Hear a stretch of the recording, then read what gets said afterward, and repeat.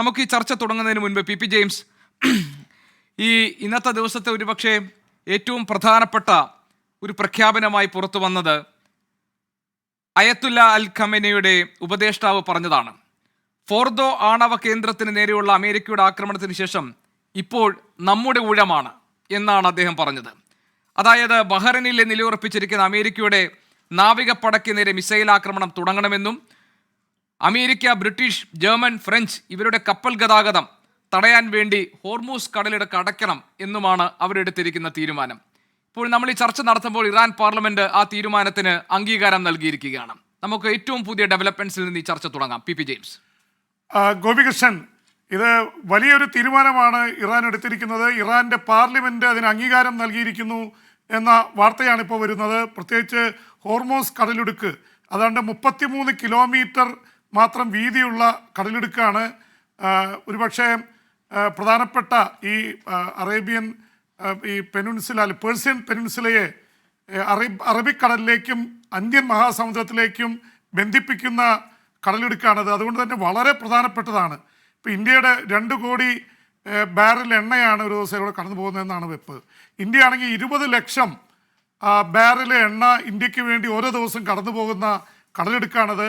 ഇന്ത്യക്ക് മൊത്തം വേണ്ടത് 55 ലക്ഷമാണെന്നാണ് കണക്കൂട്ടൽ. അതിലേതാണ്ട് ഒരു 35-40% കടന്നു പോകുന്ന കടലെടുക്കാണ്. എന്ന് വെച്ചാൽ ഇന്ത്യ അടക്കമുള്ള രാജ്യങ്ങളെ അത് വലിയ രീതിയിൽ ബാധിക്കാൻ പോകുന്നു.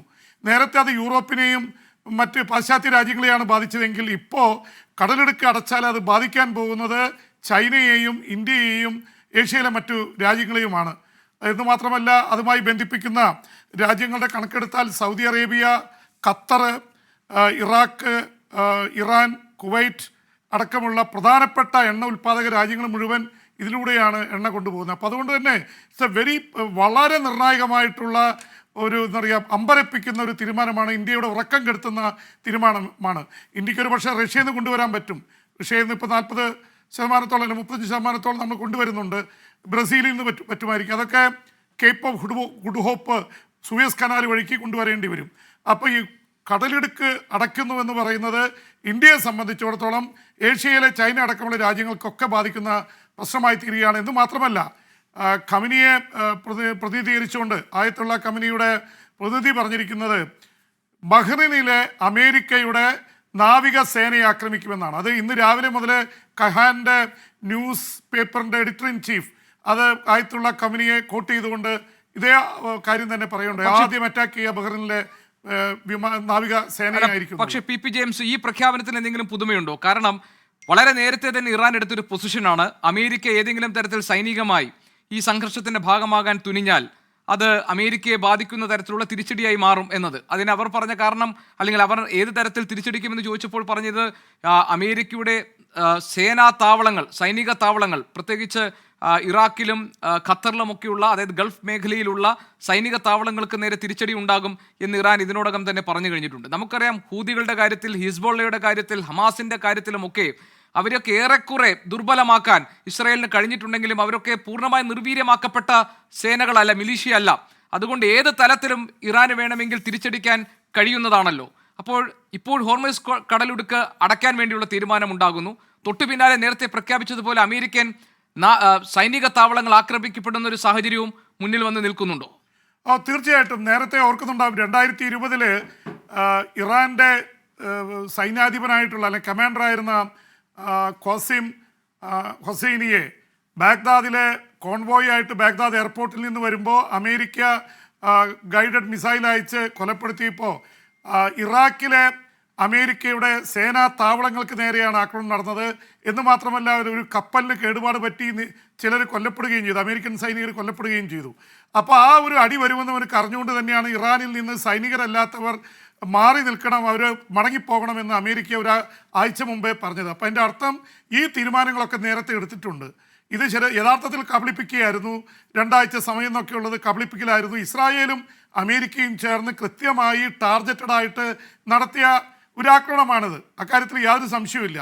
ഈ ബങ്കർ ബസ്റ്റർ ബോംബ് അമേരിക്കയുടെ കയ്യിൽ മാത്രമേ ഉള്ളൂ. അത് 30,000 പൗണ്ട് ഉള്ളതും B2 ബോംബർ മാത്രമേ അത് ഡെലിവർ ചെയ്യാൻ പറ്റുള്ളൂ എന്നുള്ള കാര്യങ്ങൾ നമുക്കറിയാവുന്നതാണ്. അപ്പോൾ അതൊക്കെ കൃത്യമായി തീരുമാനിച്ചതാണ്. അപ്പോൾ അതുകൊണ്ട് തിരിച്ചടി വരുമെന്നറിയാം. പക്ഷേ തിരിച്ചടിയിൽ വരാതിരിക്കാൻ വേണ്ടി ഇപ്പോൾ പറയുന്നുണ്ട്, ഞങ്ങൾ ഇറാനുമായിട്ട് യുദ്ധത്തിലല്ല, ഞങ്ങൾ ടാർഗറ്റ് ചെയ്തത് ന്യൂക്ലിയർ പ്രോഗ്രാമിനെയാണ്, എന്ന് വെച്ചാൽ അവിടുത്തെ ആണവ പദ്ധതിയാണ് ഞങ്ങൾ ലക്ഷ്യം വെച്ചത്, അല്ലാതെ ഞങ്ങൾക്ക് ഇതില്ല, അതുകൊണ്ട് ഞങ്ങളോട് സമാധാനം പാലിക്കുന്നതാണ് നല്ലത്, ഞങ്ങളെ അടിച്ചാൽ ഞങ്ങൾ ഇതിനേക്കാൾ ഗുരുതരമായി തിരിച്ചടിക്കും എന്ന് പറയുമ്പോൾ അമേരിക്ക എന്തോ വായിക്കുന്നുണ്ട്. അത് നേരിട്ടുള്ള അടി തന്നെ ആയിരിക്കണമെന്നില്ല. അമേരിക്കക്കാരെ നേരത്തെ തട്ടിക്കൊണ്ടുപോയി ബന്ദികളാക്കിയ സംഭവങ്ങളടക്കം നമുക്കറിയാം.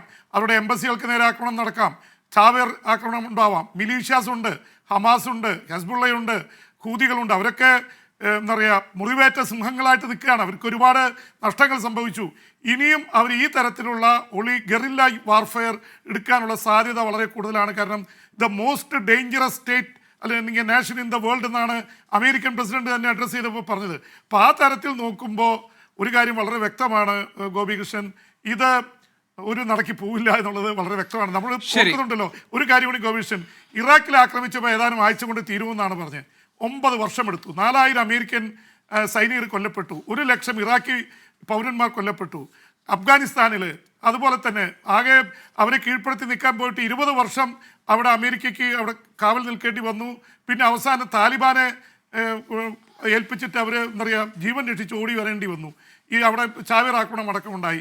വിയറ്റ്നാം യുദ്ധത്തിൻ്റെ കാര്യം ഞാൻ പറയുന്നില്ല. അപ്പോൾ ഈ തരത്തിൽ അമേരിക്ക ഇടപെട്ടിട്ടുള്ള യുദ്ധങ്ങളിലൊക്കെ അങ്ങനെ പെട്ടെന്ന് ഊരിപ്പോരാൻ കഴിയില്ല എന്നുള്ളതാണ് എനിക്ക് തോന്നുന്നത്. കാരണം ഇറാൻ എന്ന സ്റ്റേറ്റ് കൂടുതൽ ശക്തമായിരിക്കുന്നു, അവരുടെ കൂടെ ജനങ്ങൾ ഒത്തൊരുമിച്ച് നിൽക്കുന്നു എന്നാണ് റഷ്യ അടക്കം പറയുന്നത്. ശരി, പി ജെയിംസ്, ഞാൻ